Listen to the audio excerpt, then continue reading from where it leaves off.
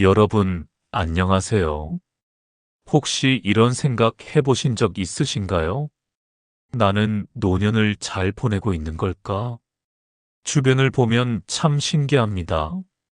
비슷한 나이, 비슷한 형편인데, 어떤 분은 늘 불평불만이 가득하고, 어떤 분은 여유롭고 평온해 보입니다. 대체 뭐가 다른 걸까요? 며칠 전, 오랜 친구가 이런 말을 하더군요. 요즘 들어 부쩍 외롭다. 아침에 눈을 떠도 반겨주는 사람이 없고 통장 잔고만 바라보게 돼. 저는 잠시 생각하다가 이렇게 말했습니다. 그래도 스스로 일어나서 하루를 시작한다는 게 얼마나 큰 복인지 알아? 친구가 되물었죠. 복이라니, 이게 복이라고? 그럼 남의 눈치 안 보고 내 시간대로 살 수 있는 게 진짜 상팔자지. 친구는 잠시 말이 없었고 저는 문득 깨달았습니다. 노년의 상팔자란 남보다 가진 게 많은 사람이 아니라 자기 인생의 리듬을 지키는 사람이구나. 나이가 들수록 잃는 게 많아집니다. 하지만 이상하게도 그런 시기에 오히려 더 평온한 분들이 있죠. 그분들에겐 공통된 습관이 있었습니다. 오늘은 바로 그 습관, 노년의 상팔자인 사람들의 7가지 특징을 함께 이야기해 보려 합니다. 구독과 좋아요, 알림 설정 눌러주시고 여러분의 노년에도 작은 빛이 되길 바랍니다. 자, 이제 첫 번째 이야기로 들어가 볼까요? 첫 번째 경제적 안정 마이너스 노년의 여유는 현금 흐름에서 온다입니다. 많은 사람들이 노후를 생각하면 가장 먼저 떠올리는 건 돈입니다. 그런데 흥미로운 건 가진 돈의 많고 적음보다 그 돈이 어떻게 흐르느냐가 마음의 평안을 가른다는 점입니다. 돈은 물과 같습니다. 고여있으면 썩고 흐르면 새 생명을 키우죠. 노년의 경제도 마찬가지입니다. 한때는 얼마나 모으느냐가 중요했지만 이제는 그 돈이 얼마나 살아 움직이느냐가 중요합니다. 제가 아는 김순자 할머니가 계십니다. 올해 75이신데요. 통장 잔고는 3천만 원 정도입니다. 많은 돈은 아니죠. 하지만 할머니는 늘 여유로워 보이십니다. 그 비결을 여쭤봤더니 이렇게 말씀하시더군요. 나는 3가지 월급을 받아. 국민연금 50만 원, 주택연금 30만 원, 그리고 작은 임대 수입 20만 원. 합쳐서 매달 100만 원이 꼬박꼬박 들어와. 돈이 많지는 않아도 매달 흐름이 있으니 마음이 든든해. 이게 내 비결이야. 할머니는 그 돈으로 한 달을 설계하십니다. 생활비, 병원비, 그리고 작은 여유 자금까지. 무엇보다 중요한 건 할머니가 그 돈을 쓸 줄 안다는 겁니다. 매달 손주들에게 작은 용돈도 보내시고 한 달에 한 번은 친구들과 맛있는 식사도 하십니다. 돈은 쓸 때 가치가 나는 거야. 죽을 때까지 아끼기만 하면 그게 무슨 의미가 있겠어? 그 말씀이 참 오래 남았습니다. 평생 아껴 모은 돈도 쓰지 못하면 결국 걱정이 됩니다. 반대로 많지 않아도 매달 일정하게 들어오는 수입이 있으면 마음이 한결 가벼워집니다. 국민연금, 퇴직연금, 배당, 소소한 부업, 이런 작은 흐름들이 모여 마음의 안정을 만듭니다. 진짜 여유는 잔고가 아니라 흐름의 리듬에서 오는 겁니다. 그런데 많은 분들이 은퇴 후에도 여전히 절약에만 집중합니다. 물론 아껴 쓰는 습관은 중요하지만 지나친 절약은 마음을 점점 좁게 만듭니다. 돈은 쓸 때 가치가 드러납니다. 자신을 위한 따뜻한 식사 한 끼, 배우자에게 건네는 작은 선물, 가끔 떠나는 짧은 여행은 노년의 삶을 다시 숨쉬게 만드는 순환의 바람입니다. 한 경제 심리학자는 이렇게 말했습니다. 돈을 모으는 사람은 불안을 줄이지만 돈을 순환시키는 사람은 만족을 키운다. 돈을 쓸 줄 아는 사람은 가난하지 않은 마음을 가진 사람입니다. 돈이 나를 지배하게 두지 않고 내가 돈을 다루는 법을 아는 것이죠. 이게 바로 상팔자 노년의 첫 번째 비결입니다. 혹시 이런 생각이 드시나요? 그래도 돈이 있어야 여유도 생기지 않겠어요? 그렇지 않습니다. 여유는 금액이 아니라 태도에서 나옵니다. 작은 수입이라도 꾸준히 들어오는 구조를 만들어두면 그 안에서 충분히 행복할 수 있습니다. 그리고 돈을 쓸 수 있는 용기를 가지면 인생의 마지막 장면은 훨씬 따뜻해집니다. 돈은 인생의 목적이 아니라 인생을 품격 있게 완성하는 도구일 뿐입니다. 그 도구를 어떻게 쓰느냐에 따라 노년의 하루는 불안이 될 수도 평화가 될 수도 있습니다. 진짜 부자는 돈이 많은 사람이 아니라 돈 걱정으로부터 자유로운 사람입니다. 그리고 그 자유를 지켜주는 또 하나의 자산이 있습니다. 그건 바로 건강입니다. 흐르는 돈이 삶의 여유를 만든다면 움직이는 몸은 그 여유를 오래 누리게 하죠. 두 번째, 건강 마이너스 돈보다 먼저 관리해야 할 자산입니다. 나이가 들수록 느끼게 되는 진실이 하나 있습니다. 돈은 잃어도 다시 벌 수 있지만 건강은 한번 무너지면 되돌리기 어렵다는 겁니다. 젊을 땐 피곤해도 하루만 자면 괜찮아지겠지 하던 몸이 이제는 작은 감기 하나에도 일주일을 끌죠. 그래서 노년의 여유는 결국 몸이 허락하는 자유에서 시작됩니다. 제가 동네에서 만난 박영수 할아버지 이야기를 들려드릴게요. 올해 69이신 할아버지는 젊을 때 건설 현장에서 일하셨습니다. 돈 벌기에 바빠서 몸은 뒷전이었죠. 젊을 땐 몸이 쇠인 줄 알았어. 할아버지가 웃으며 하신 말씀입니다. 그런데 60이 되던 해 당뇨 진단을 받으셨습니다. 병원에서 돌아오시던 날 할아버지는 거울을 보며 이렇게 생각하셨답니다. 이제라도 내 몸을 아껴야겠다. 그날부터 할아버지의 아침이 바뀌었습니다. 새벽 6시 동네 공원을 한 바퀴 도는 것으로 하루를 시작하셨죠. 처음엔 10분도 힘들었는데 이제는 40분을 걷더니 걷습니다. 처음엔 운동이 귀찮았어. 근데 걷다 보니까 몸이 가벼워지더라고. 아침에 일어나는 게 힘들지 않아. 그게 얼마나 큰 선물인지 몰라. 할아버지는 이제 혈당도 안정됐고 약도 반으로 줄었습니다. 무엇보다 할아버지 얼굴에 생기가 돌아왔습니다.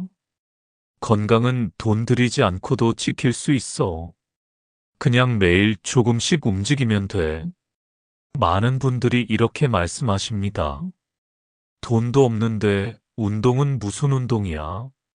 하지만 건강은 돈이 드는 일이 아닙니다. 매일 20분 걷기, 스트레칭 몇 번, 따뜻한 물 한 컵이면 충분합니다.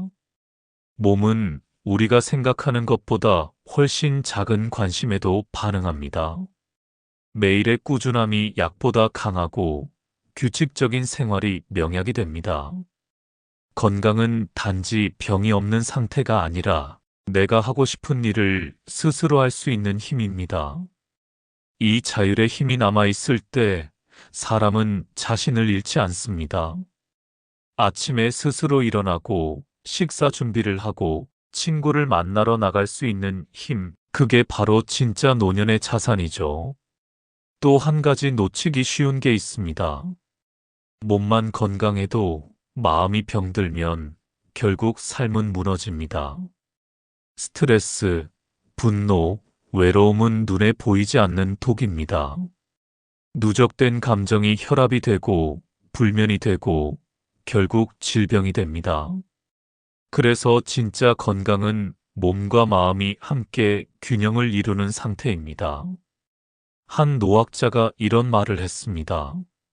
젊을 땐 시간보다 돈이 아깝고 나이 들면 돈보다 시간이 아깝다. 시간은 누구에게나 공평하지만 그 시간을 어떻게 쓰느냐는 오로지 내 선택입니다. 몸이 버텨주면 하루가 선물처럼 느껴지고 작은 산책길도 여행처럼 느껴집니다. 물론 나이가 들면 아픈 곳이 생기는 건 당연한 일입니다. 완벽한 건강을 목표로 하기보다 내가 오늘 할 수 있는 만큼의 관리면 충분합니다. 걷고, 웃고, 감사하는 마음을 유지하는 것. 이 세 가지가 노년의 면역력을 지켜줍니다. 약보다 강한 건 결국 마음에서 나오는 활력입니다. 건강은 나를 지탱하는 최소한의 힘이자 행복을 누리게 하는 마지막 조건입니다. 돈이 흘러야 삶이 돌아가듯 몸이 움직여야 마음이 살아납니다. 그리고 그 마음을 따뜻하게 지켜주는 또 하나의 힘이 있습니다. 바로 사람 사이의 관계입니다. 세 번째 관계의 질이 행복을 결정한다입니다. 나이가 들수록 사람을 만나는 일보다 사람을 정리하는 일이 더 많아집니다. 한때는 명절마다 연락하던 사람도 이제는 이름조차 떠오르지 않죠. 그럴 때마다 문득 이런 생각이 듭니다. 내 곁에 진짜 남은 사람은 몇이나 될까? 최경의 할머니는 젊을 때 사교성이 좋기로 유명했습니다. 동창회, 계모임, 봉사활동까지 사람들 만나는 게 좋아서 일주일에 서너 번은 약속이 있었죠. 그런데 70을 넘기면서 할머니는 변화를 느끼셨답니다. 사람 만나고 나면 피곤하더라고. 예전엔 즐거웠는데 이젠 억지로 웃는 것 같아. 그래서 생각했어. 이제는 진짜 편한 사람만 만나자. 할머니는 과감하게 관계를 정리했습니다. 형식적인 모임은 빠지고 진심으로 마음이 통하는 친구 2명만 남겼습니다. 동네 도서관에서 만난 친구 1분, 그리고 50년 지기 옛 친구 1분. 이제는 일주일에 1번 만나. 차 한 잔 마시면서 수다 떨고 그냥 웃고 말을 안 해도 편하고 말을 해도 편해. 이런 친구 둘이면 세상이 외롭지 않아. 할머니 얼굴이 예전보다 훨씬 밝아졌습니다. 관계를 줄였더니 마음이 넓어졌어. 이상하지? 사람을 덜 만나는데 더 행복해. 사람은 나이를 먹을수록 외로워진다고 합니다. 하지만 정말 외로움의 이유가 사람이 없어서일까요? 아니요. 진짜 이유는 진심으로 마음을 나눌 사람이 줄었기 때문입니다. 관계의 숫자는 행복을 보장하지 않습니다. 오히려 억지로 맞추고 애써 유지하려는 관계가 우리의 마음을 더 피곤하게 만들 때도 있죠. 이제는 사람을 모으는 기술보다 거르는 지혜가 필요합니다. 말이 잘 통하지 않아도 편안한 사람, 침묵이 어색하지 않은 사람, 그 한두 명이면 충분합니다. 진짜 관계는 대화의 양이 아니라 마음이 쉬어가는 온도로 구분됩니다. 한 노 교수님이 이런 말씀을 하셨어요. 나이 들면 좋은 친구는 많을수록 좋은 게 아니라 편한 친구 1명이면 족하다. 그 말이 참 오래 남습니다. 관계가 줄어들수록 인생은 단순해지고 단순해질수록 마음은 가벼워집니다. 또한 세상과의 연결을 완전히 끊지 않는 것도 중요합니다. 취미 모임, 자원봉사, 동네 활동 같은 작은 참여는 마음을 사회와 이어주는 다리입니다. 그 다리가 끊기면 사람은 쉽게 무너집니다.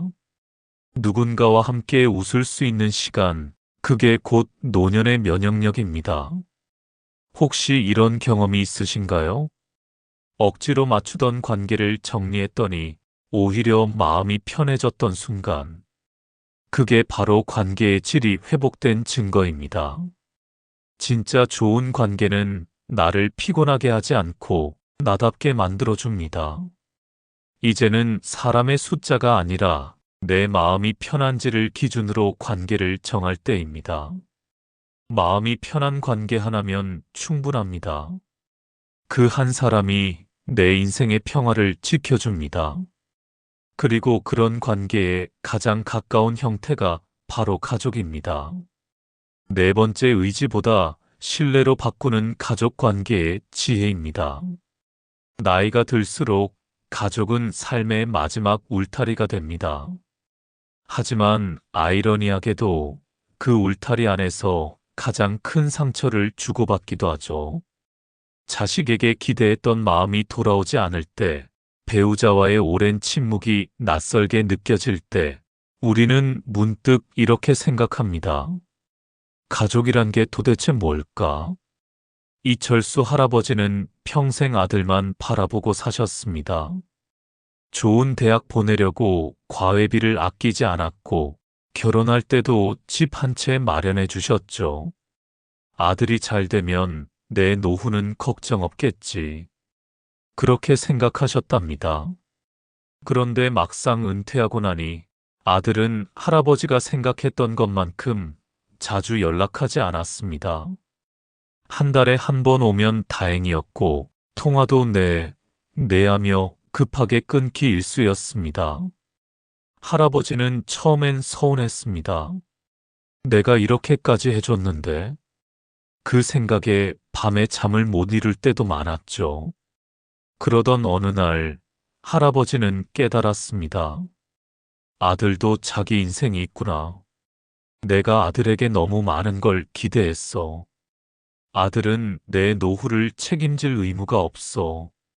할아버지는 생각을 바꾸셨습니다. 아들에게 기대하는 대신 스스로 삶을 꾸리기 시작했죠. 복지관에 나가 친구도 사귀고 작은 텃밭도 가꾸기 시작했습니다. 그러자 신기한 일이 일어났습니다. 오히려 아들이 더 자주 연락을 했습니다. 아버지, 요즘 어떻게 지내세요? 나 바빠. 복지관 친구들이랑 등산 가기로 했어. 할아버지가 자립적으로 변하자 아들도 부담 없이 다가올 수 있게 된 겁니다. 지금은 한 달에 두세 번 자연스럽게 만납니다. 할아버지는 이렇게 말씀하십니다. 내가 변하니까 아들도 변하더라. 기대를 놓으니까 관계가 편해졌어. 예전 세대는 가족을 의지의 대상으로 여겼습니다. 자식은 노후의 보험이고 배우자는 평생의 동반자였죠. 하지만 지금은 세상이 달라졌습니다. 자식도 배우자도 각자의 삶이 있고 그들에게 모든 행복을 걸기엔 인생이 너무 길어졌습니다. 그래서 이제는 의지의 관계가 아니라 신뢰의 관계로 바꿔야 할 때입니다. 자식에게 너무 많은 기대를 걸면 실망은 필연이 되고 마음은 다칩니다. 그들을 믿되 그들에게 매달리지는 않아야 합니다. 내 인생의 주인은 여전히 나라는 사실을 잊지 말아야 합니다. 자녀는 인생의 일부이지 인생의 전부가 아닙니다. 배우자 관계도 마찬가지입니다. 오래 함께하다 보면 대화보다 침묵이 늘고 감사보다 익숙함이 먼저 오죠. 하지만 이 시기일수록 존중이 필요합니다. 고맙다, 수고했어. 이 짧은 말들이 노년 부부의 마음을 다시 잇는 가장 강한 끈입니다. 오랜 세월 함께한 사람일수록 그 다름을 이해하려는 마음이 필요합니다.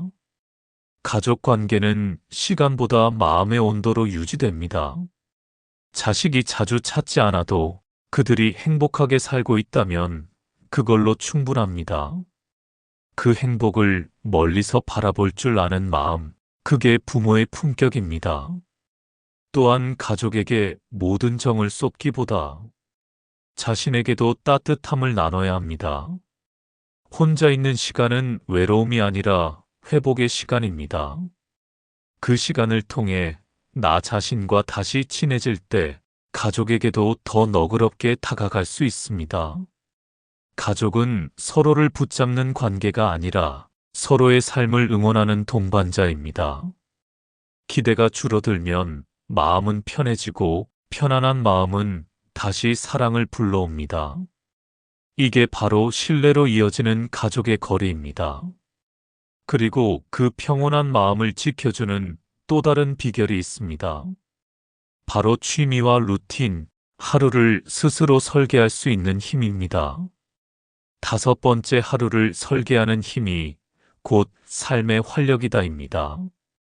은퇴 후의 시간은 마치 백지와 같습니다. 출근도 약속도 의무도 사라지고 나면 하루가 길어지는 대신 방향을 잃기 쉽습니다. 그래서 어떤 분들은 이렇게 말씀하시죠. 이제는 하고 싶은 걸 다 해도 되는데 정작 뭘 해야 할지 모르겠어. 정미숙 할머니는 은퇴 후 처음 1년이 정말 힘들었다고 합니다. 평생 교사로 일하시다가 정년 퇴직하셨는데 갑자기 할 일이 없어지니까 무기력해지셨대요. 아침에 일어나도 할 일이 없더라고. TV만 보다가 하루가 가고, 그러다 보니 점점 우울해지는 거야. 그러던 어느 날 할머니는 문득 이런 생각을 하셨답니다. 이래서는 안 되겠다. 내가 뭔가 해야겠어. 할머니는 작은 루틴을 만들기 시작했습니다. 아침 7시에 일어나서 가볍게 스트레칭을 하고 8시에 아침을 먹은 후 동네를 산책합니다. 9시부터 11시까지는 도서관에 가서 책을 읽거나 글을 씁니다. 처음엔 무슨 책을 읽어야 할지도 몰랐어. 그냥 손에 잡히는 대로 읽었지. 그러다 보니 시집에 빠졌어. 요즘은 시를 베껴 쓰는 게 취미야. 점심 후에는 작은 텃밭을 돌보고 오후에는 동네 복지관에서 자원봉사를 합니다. 일주일에 2번, 3시간씩 아이들에게 책을 읽어주는 일이에요. 내가 교사였으니까 아이들이 좋더라고. 아이들 웃는 얼굴 보면 나도 기분이 좋아져. 이제는 아침에 일어나는 게 즐거워. 할머니에게 비결을 여쭤보니 이렇게 답하셨습니다. 특별한 건 없어. 그냥 매일 할 일을 정해놓은 거야. 작은 일이라도 꾸준히 하면 하루가 의미 있어지더라고. 사람은 일정한 리듬이 있을 때 가장 안정감을 느낍니다. 루틴이란 단순히 반복이 아니라 삶의 기준선입니다. 아침 햇살을 맞으며 걷는 산책, 작은 화분을 돌보는 손길, 책 한 장을 넘기며 마시는 따뜻한 차 한 잔. 이 모든 것이 하루를 설계하는 힘이 됩니다. 특히 노년의 루틴은 시간을 채우는 일이 아니라 삶을 정돈하는 습관이 되어야 합니다. 누군가는 텃밭을 가꾸고, 누군가는 악기를 배우며, 또 누군가는 자원봉사를 하며 하루를 보냅니다. 이런 일들은 대단하지 않아도 좋습니다. 잘하려고 애쓰기보다 즐기려는 마음이 중요합니다. 왜냐하면 사람은 직함이 사라져도 취향은 남기 때문이죠. 젊을 땐 직장에서의 역할이 나를 설명했지만 이제는 내가 좋아하는 일이 나를 표현합니다. 사진 찍는 어르신, 바둑 잘 두는 선생님, 꽃을 키우는 이웃 할머니. 이런 이름이 생기면 인생 2막이 시작된 겁니다.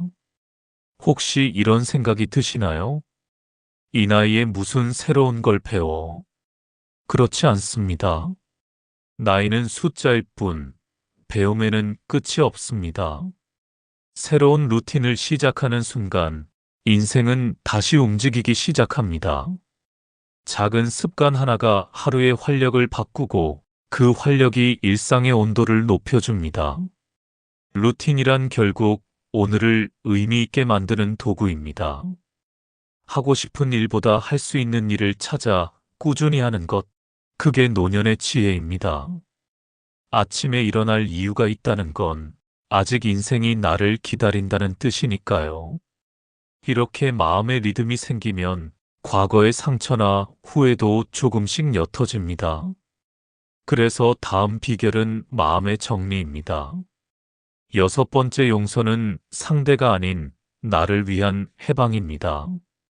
나이가 들수록 가장 무거운 짐은 몸이 아니라 마음입니다. 물건은 버리면 사라지지만 감정은 버리지 않으면 썩습니다. 그동안의 미움, 서운함, 후회, 자책이 가슴속에 한 줌씩 쌓여 결국 마음의 짐이 되죠.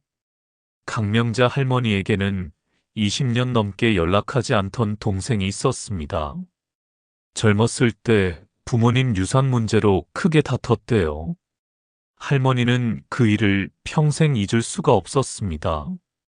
밤에 잠을 못 잘 때도 많았어. 내가 뭘 잘못했나 생각하면서 동생을 원망하고 또 나 자신을 자책하고 그러던 어느 날 할머니는 병원에서 건강검진을 받았습니다. 혈압이 높게 나왔고 의사가 물었습니다. 요즘 스트레스 많이 받으세요? 그때 할머니는 깨달았답니다. 아, 내가 동생을 미워하는 게 아니라 나 자신을 병들게 하고 있구나. 집에 돌아와서 할머니는 편지를 썼습니다. 20년 만에 처음으로 용서한다는 말은 없었습니다. 그냥 안부를 물었습니다. 잘 지내니? 건강하게 살아.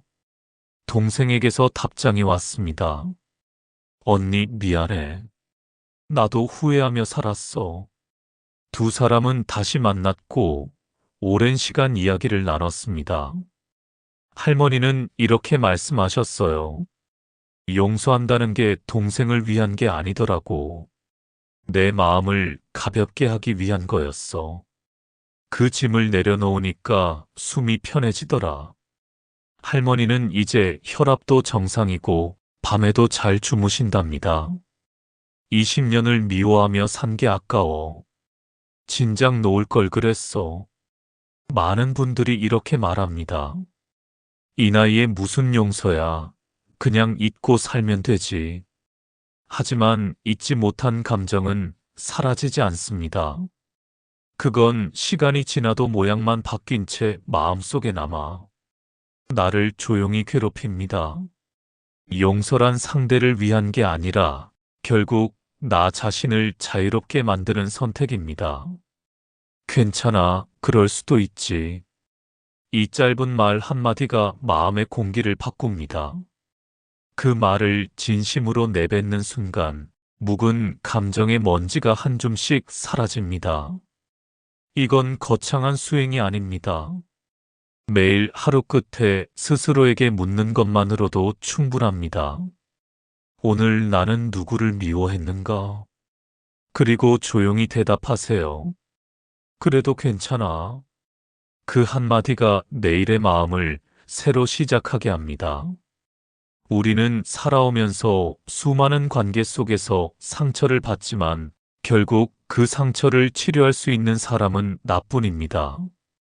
용서는 과거의 나를 위로하고 미래의 나를 가볍게 해주는 마음의 정리입니다. 지나간 일에 발목 잡히면 새로운 하루는 들어올 자리가 없습니다. 비워야 채워지고 놓아야 편해집니다. 한 철학자는 이렇게 말했습니다.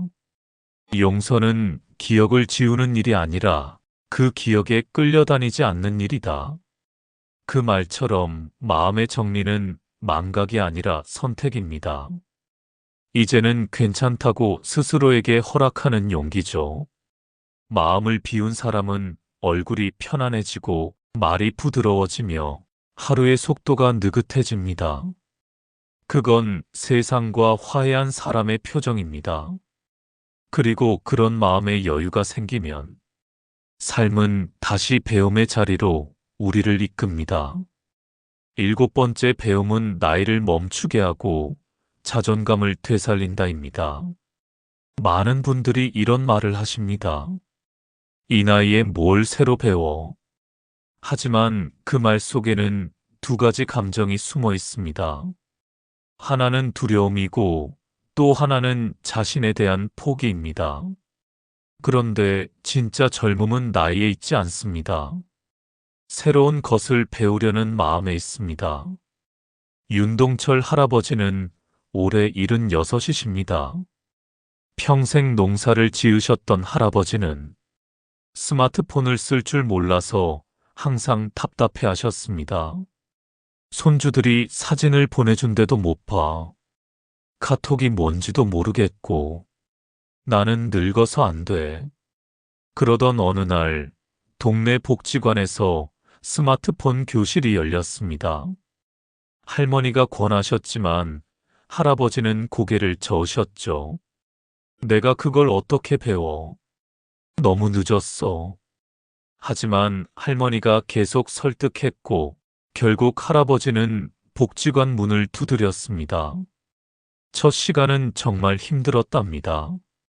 터치 하나 하는 게 서툴러서 옆 사람보다 3배는 느렸습니다. 그만둘까 생각도 했대요. 그런데 선생님이 이렇게 말씀하셨답니다. 할아버지, 천천히 하세요. 배움에는 나이가 없어요. 지금 시작하신 것만으로도 대단하세요. 그 말에 할아버지는 용기를 냈습니다. 한 달이 지나자 할아버지는 카톡으로 문자를 보낼 수 있었고 2달이 지나자 손주들 사진을 직접 볼 수 있었습니다. 3달째 되던 날 할아버지는 손주에게 처음으로 음성 메시지를 보냈답니다. 현우야, 할아버지야. 카톡 배웠어. 이제 자주 연락하자. 손주에게서 답장이 왔습니다. 할아버지 대박. 존경해요. 할아버지는 그날 하루 종일 웃으셨답니다. 이 나이에 뭘 배우나 했는데 해보니까 재미있더라고. 나도 아직 늙지 않았어. 지금 할아버지는 스마트폰으로 유튜브도 보시고 손주들과 영상통화도 하십니다. 배움이 나를 다시 살게 했어. 이제는 세상이 멀지 않아. 배움은 단지 지식을 쌓는 게 아니라 삶의 온도를 다시 높이는 일입니다. 스마트폰을 배우는 것도, 악기를 잡아보는 것도, 새로운 취미를 시작하는 것도 모두 젊음의 연습이죠. 그 과정에서 나는 아직 살아있구나 하는 감각이 되살아납니다. 이건 성취가 아니라 생명력의 회복입니다. 어떤 어르신은 70이 넘은 나이에 그림을 배우기 시작했습니다. 손이 떨려서 선이 삐뚤삐뚤했지만 그분은 웃으며 이렇게 말하셨죠. 내가 내 손을 이만큼 사랑하게 될 줄은 몰랐어. 배움이란 결국 나를 다시 이해하고 세상과 연결되게 만드는 통로입니다. 또 배움의 짝꿍은 웃음입니다. 처음엔 서툴러도 괜찮습니다. 완벽하게 하지 못해도 그 과정에서 웃을 수 있다면 이미 성공한 겁니다. 실수는 부끄러운 게 아니라 내 안의 가능성을 깨우는 신호입니다. 그걸 인정하는 순간 마음은 다시 젊어집니다. 나이를 세는 대신 오늘 처음 해본 일을 세어보세요. 그게 바로 늙지 않는 사람들의 습관입니다. 나이보다 하루를 더 현명하게 쓰는 사람, 그 사람이 진짜 인생의 고수입니다. 배움은 인생의 끝자락이 아니라 마지막을 품격 있게 채우는 도구입니다. 그리고 그 배움의 끝에는 언제나 자존감이 있습니다. 나는 여전히 성장하고 있다. 이 마음이 있는 사람은 세상이 두렵지 않습니다.